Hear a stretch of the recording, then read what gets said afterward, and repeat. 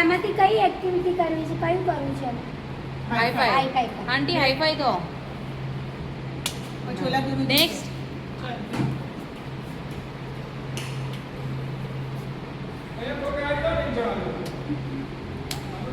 આમાં જોજે